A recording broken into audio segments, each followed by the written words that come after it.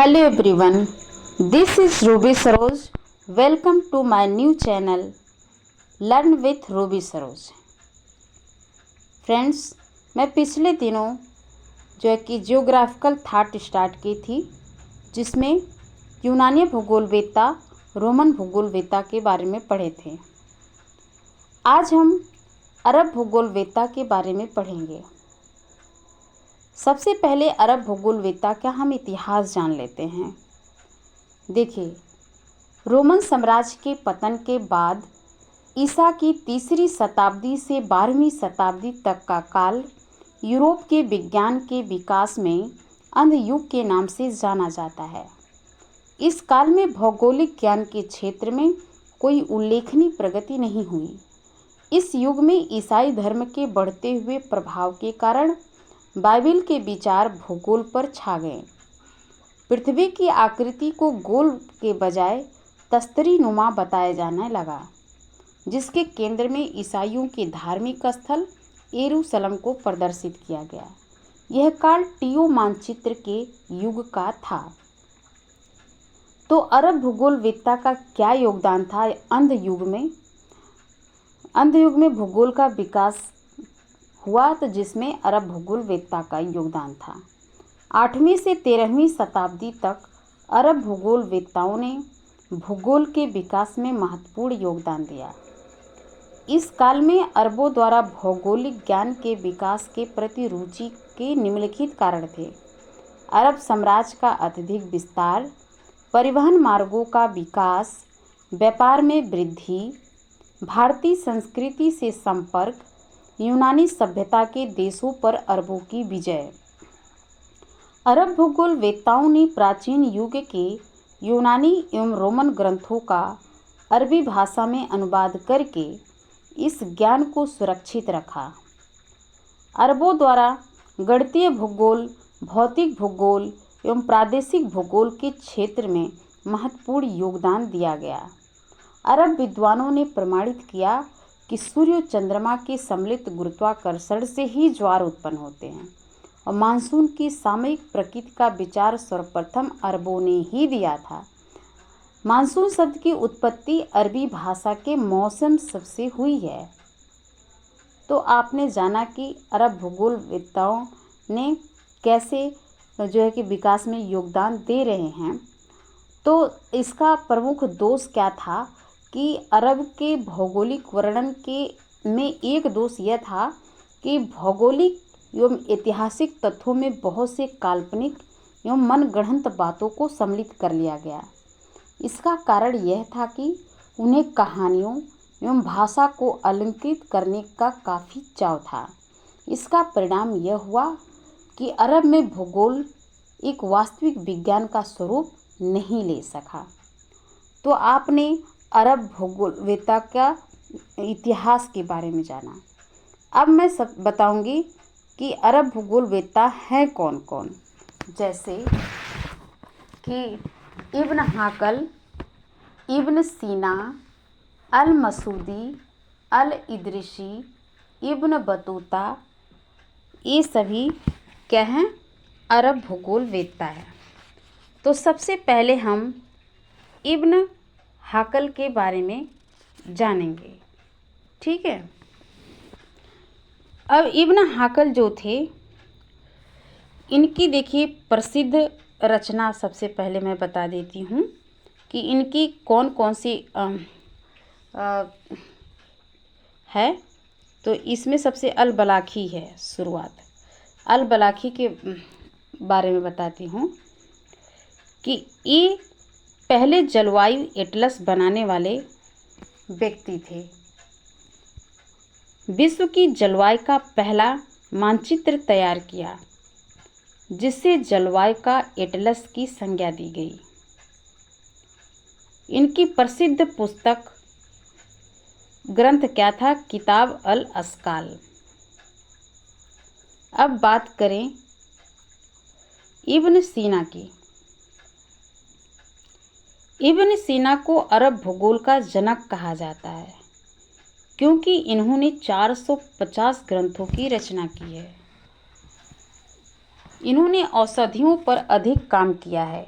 इनकी प्रसिद्ध ग्रंथ द कानून ऑफ मेडिसिन है।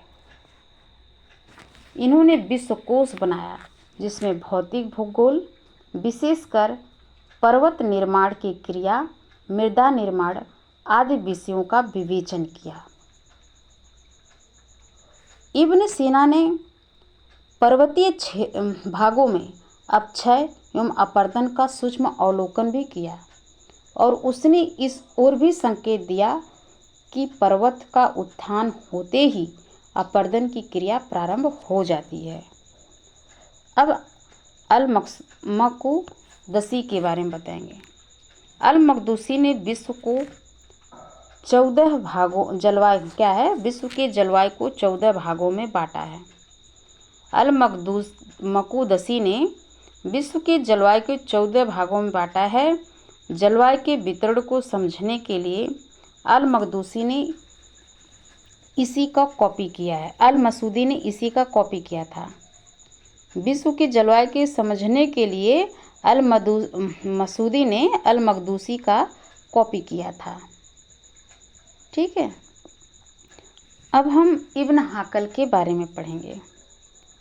इब्न हाकल, इन्हें यात्रीय भूगोलवेत्ता कहा जाता है।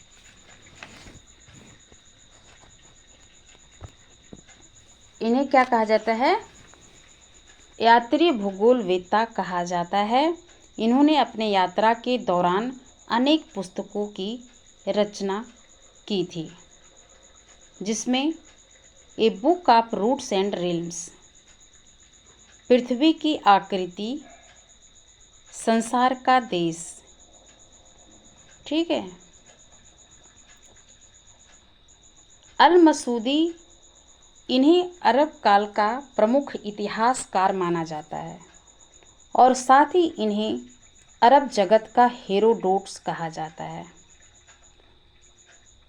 इन्होंने भू आकृतिक विज्ञान तथा जलवायु विज्ञान का विस्तार पूर्वक अध्ययन किया है। इनका प्रमुख ग्रंथ किताब अल मिराज अल दाव तथा अन्य ग्रंथों में सोने की चारागाह और जवाहरत की खान के नाम से जाना जाता है। और साथ ही साथ समय विवरणिका और क्या लिखे थे, उपदेश और निरीक्षण, इनकी पुस्तक का नाम है। भारतीय मानसून का सटीक जानकारी देने वाले पहले व्यक्ति थे। मानसून की उत्पत्ति का वर्णन करने वाले पहले अरब भूगोलवेत्ता थे। सागरी जल के विभिन्न रंगों में पाए जाने का कारण सही जानकारी देने वाले पहले व्यक्ति थे। विभिन्न रंगों का कारण क्या था? इन्होंने क्या बताया था कि लवणता के भिन्नता और सागरीय वनस्पति की उपस्थिति के कारण क्या होता है, सागरी जल में विभिन्न रंग पाया जाता है। अब हम जो है कि और जान लेते हैं अल-मसूदी के बारे में। अल-मसूदी ने कैस्पियन सागर में नौसंचालन करने के बाद निष्कर्ष निकाला कि यह सागर एक बंद सागर है। अल-मसूदी ने नदियों का अपरदन का सबसे महत्वपूर्ण कारण बताया। उसने यह निष्कर्ष निकाला कि महासागरों में पाए जाने वाला लवण स्थलीय भागों से ही पहुंचता है। ठीक है। अब अल-बरूनी के बारे में जानते हैं। इन्होंने खगोल विज्ञान के 95 ग्रंथ लिखे, जिनमें से जो प्रमुख ग्रंथ है किताब अल हिंद और किताब उल हिंद, तारीख al Hind, Qanun al-Masudi, the vestiges of the past, इस तरीके से इनकी प्रमुख पुस्तकें हैं। और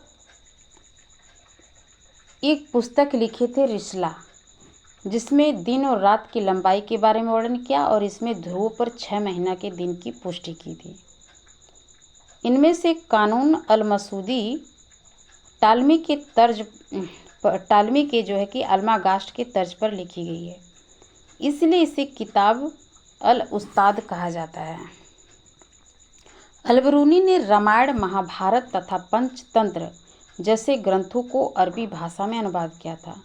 रामायण, महाभारत और पंचतंत्र जैसे ग्रंथों का अरबी भाषा में अनुवाद किया। इनके ग्रंथ जो रिसला है, इनमें इन्होंने सिंधु और गंगा नदी का वर्णन किया है। इसी रिसला नामक पुस्तक में इन्होंने बताया कि पृथ्वी अपने अक्ष पर झुकी हुई है, जिसे किलिमा कहा जाता है। रिसला में ही सूर्योदय सूर्यास्त की लालिमा का वर्णन मिलता है। इब्न बतूता, इन्हें अरब जगत का मार्को पोलो कहा जाता है। मोहम्मद बिन तुगलक के साथ भारत आया था, जिसे चीन में अपना राजदूत के रूप में नियुक्त किया था और दिल्ली में मुल्तान के रूप में नियुक्त किया था।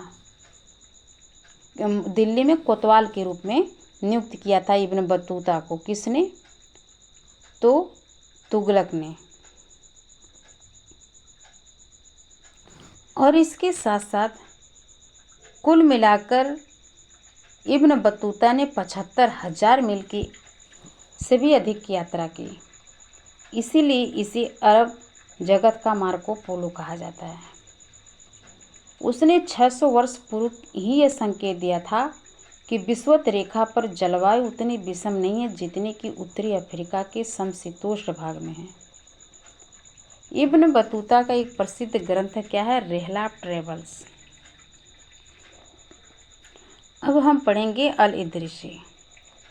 अल इदरिसी, इन्हें अरब जगत का कार्टोग्राफी का जनक कहा जाता है। अरब जगत के कार्टोग्राफी का जनक अल इदरिसी को जाना जाता है, क्योंकि इन्होंने आयताकार, बेलनाकार प्रक्षेप पर मानचित्र बनाने वाले पहले व्यक्ति, आयताकार और बेलनाकार मानचित्र पर प्रक्षेप पर मानचित्र बनाने वाले पहले व्यक्ति थे। प्रमुख ग्रंथ जियोग्राफिया न्यूबेंसिस, रोजर्स बुक तथा अलबरूबारी है। अल इदरिसी ने टालमी के ग्रंथ में व्यापक परिवर्तन किए। अब आ गए इब्न खालदून। इब्न खालदून को अरब जगत की अंतिम भूगोलवेत्ता के रूप में जाना जाता है। अरब का पहला निश्चयवादी विचारधारा का प्रमुख समर्थक माना जाता है, क्योंकि इसने मानव और पर्यावरण में सह संबंध को वैज्ञानिक आधार पर स्पष्ट करने का प्रयास किया। इसका प्रमुख पुस्तक है मुकदमा। उसने यह विश्वास व्यक्त किया कि दक्षिणी गोलार्ध की अपेक्षा उत्तरी गोलार्ध में जनसंख्या की क्या होती है? सघनता अधिक है। और साथ ही इब्न खालदून ने बताया कि उष्ण जलवायु के निवासी जो होते हैं लापरवाह एवं सुस्त होते हैं, जबकि समशीतोष्ण जलवायु के लोग फुर्तीले और बुद्धि में श्रेष्ठ होते हैं। तो इस तरीके से आपने जितने अरब भूगोलवेत्ता हैं उनके क्या योगदान है उसे जाना। धन्यवाद।